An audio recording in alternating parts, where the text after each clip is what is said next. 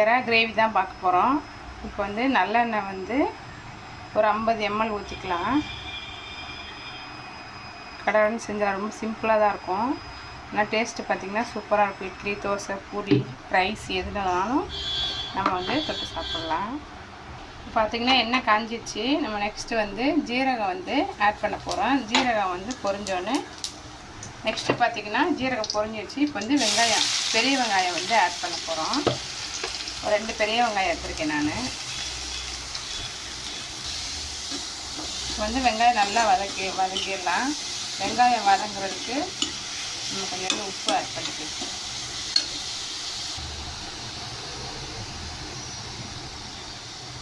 ரொம்ப சீக்கிரமாக வந்து வெங்காயம் நல்லா வதங்குறதுக்காக உப்பு போட்டாச்சு. பார்த்திங்கன்னா வெங்காயம் வந்து நம்ம நல்லா கோல்டன் ப்ரௌனில் வந்துடுச்சு. இப்போ வந்து நெக்ஸ்ட்டு வந்து நம்ம இஞ்சி பூண்டு வந்து ஆட் பண்ண போகிறோம்.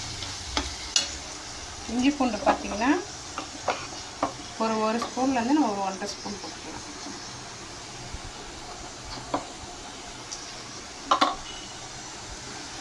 இஞ்சி பூண்டை நல்லா வதக்கி பச்சை வாசனை போனதுக்கப்புறம் தக்காளி ஆட் பண்ணி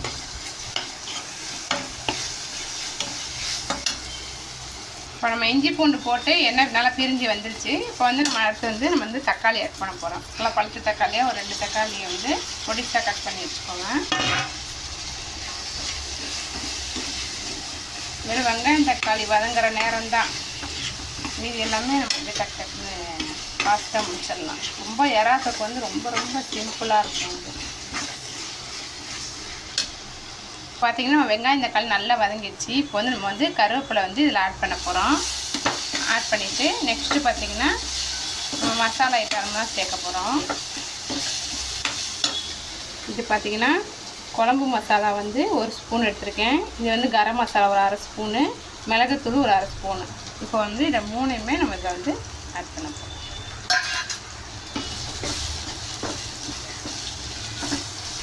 அவ்வளோ ஆட் பண்ணிவிட்டு நம்ம எறா வந்து கழுவி ரெடியாக வச்சுருக்கோம். மஞ்சள் போட்டு கழுவி வச்சுருக்கோம். இப்போ நம்ம எறாவை ஆட் பண்ணுறோம்.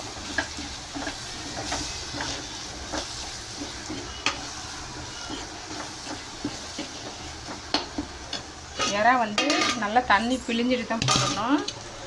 இல்லைன்னா அதுலேருந்தே ஏற்கனவே தண்ணி வரும். அதனால் நல்லா மஞ்சத்தூள் போட்டு நல்லா கழுவி வச்சதுக்கப்புறம் இந்த எறா வந்து இதில் வந்து நம்ம இப்போ ஆட் பண்ணுறோம். நான் வந்து இன்றைக்கி சின்ன எறா தான் கிடச்சிச்சு. அதனால் இந்த சின்ன எறா வச்சுருக்கேன். நல்லா டேஸ்ட்டு சூப்பராக இருக்கும் சின்ன எறாவில். அவ்வளோதான் நம்ம எறா கிரேவி. அவ்வளோதான். எறா கொஞ்சம் வெந்ததுக்கப்புறம் நம்ம இறக்க வேண்டியது தான். எறா கிரேவி நமக்கு ரெடி ஆகிடுச்சு. சூப்பராக இருக்கும் டேஸ்ட்டு. சாதம் போட்டு சாப்பிட்லாம். சப்பாத்தி, பூரி, இட்லி, தோசை எதுக்குனாலும் நம்ம இது சாப்பிட்லாம். டேஸ்ட்டு பார்த்திங்கன்னா பயங்கரமாக இருக்கும். ஒரு 5 மினிட்ஸ் வேகட்டும்.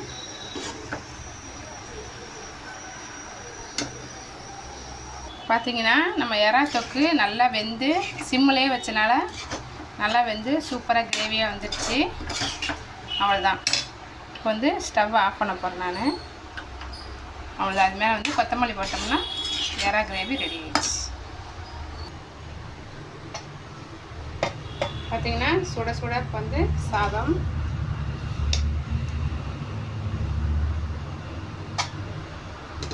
நெக்ஸ்ட்டு பார்த்திங்கன்னா நம்ம இப்போ செஞ்ச எறா கிரேவி. ஓகே ஃப்ரெண்ட்ஸ், பிடிச்சி